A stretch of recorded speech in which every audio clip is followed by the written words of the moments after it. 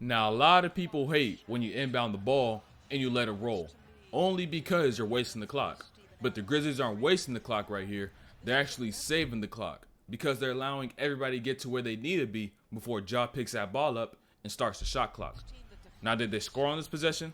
They did not. Their first half offense was absolutely atrocious. But this is still a way that you could be able to make your half-court offense more efficient.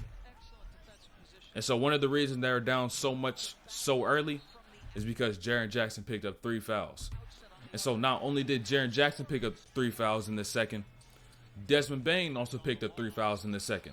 So you take away your second and third best players, and now you're trying to make a comeback on the road against the Lakers.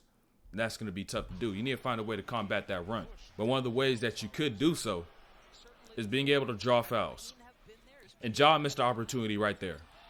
Now I'm going to let the possession play out and show you how disciplined this Lakers defense really is. Being able to get blocks, contest, show hands, and not foul.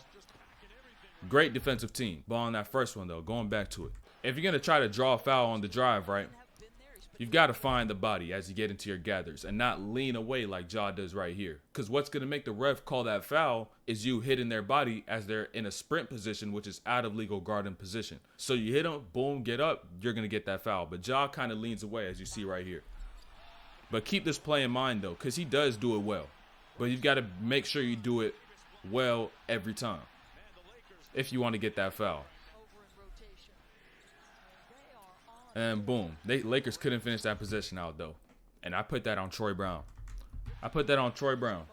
On the fact that you got 3.6 on the shot clock. You got Reeves as your help, AD as your help, Beasley as your help. So you've got to really force him into this screen and make him use it and not kind of try to cheat it. Because you try to cheat it, boom, he fakes you out and gets straight down the middle. You got to send him to your help where he has less space. Because you got less space, now you have less room to do anything. With 3.6 seconds, you can't really do much. That's how you get it. He went into his go move. Now he's attacking the top foot now, which makes it a little easier for him to find the body. But the same concept still applies. You have to find the body if you want to be able to get that foul. Regardless if the defender opens up, whether you're attacking the back foot, don't matter. You got to find that body.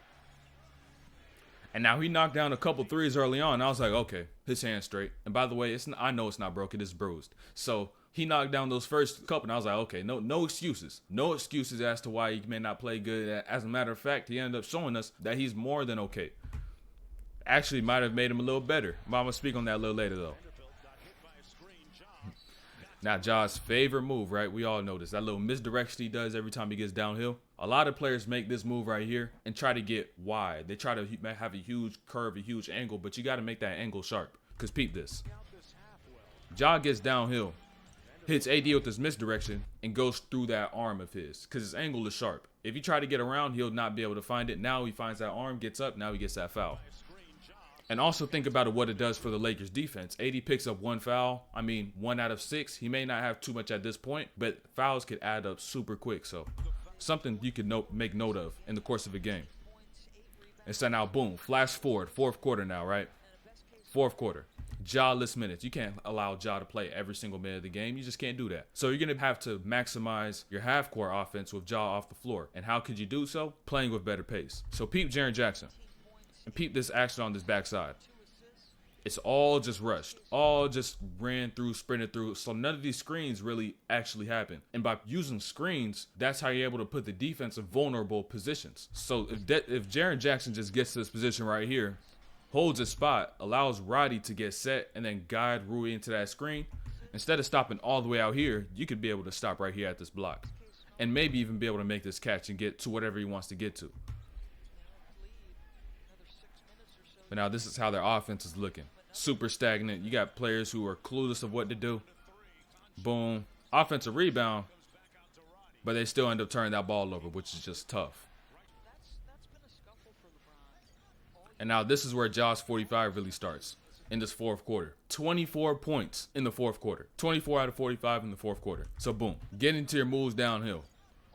You could get into a little gather going downhill, but doesn't mean you have to put your head all the way down. Because if you do that, you won't be able to see anything.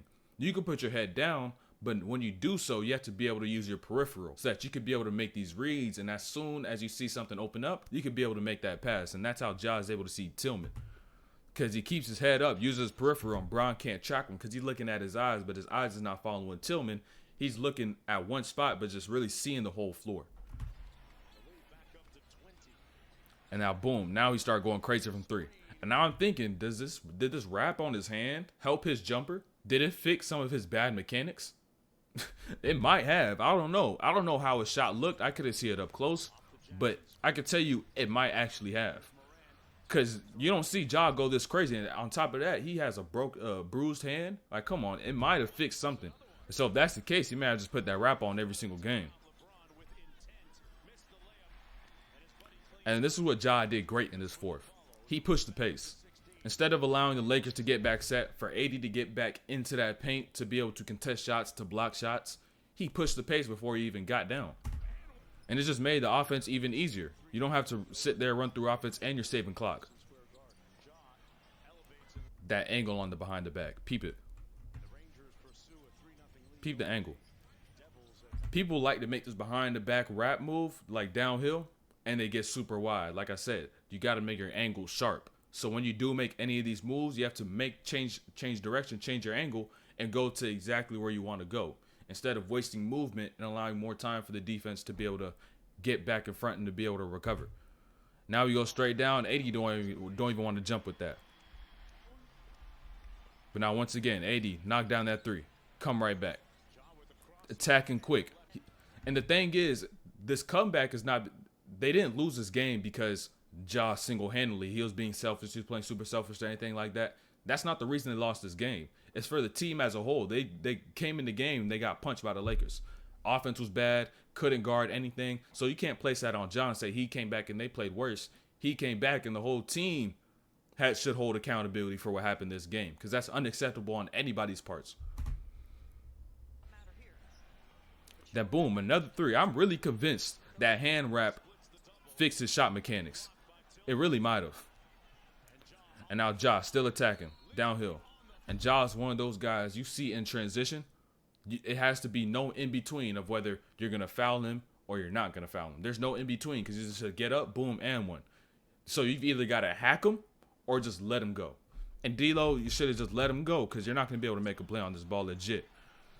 Straight up. You just swipe down, that's too little. That's too little for Ja. He's going to be able to get through that easy.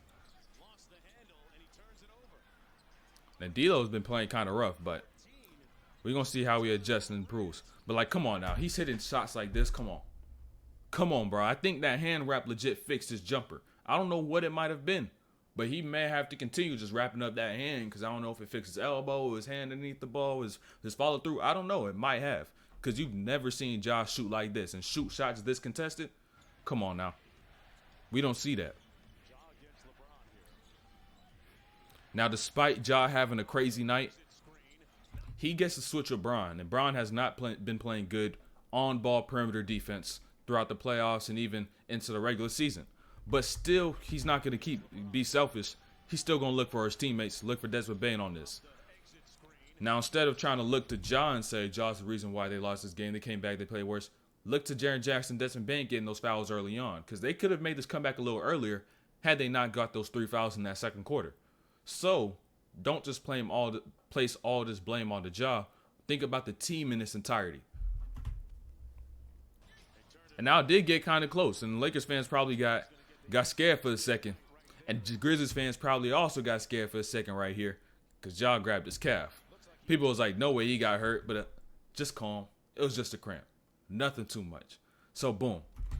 That's the end of Ja's 45 piece. Ain't much I could have put in that first half, because there's really just nothing to put, because their offense was just so bad. But it was really in that fourth quarter. There's not much to it except for Ja pushing that pace, getting that ball downhill, and being able to try to give him some last-ditch efforts. And on top of that, don't put the blame on Ja. It's not only on Ja that they lost this game.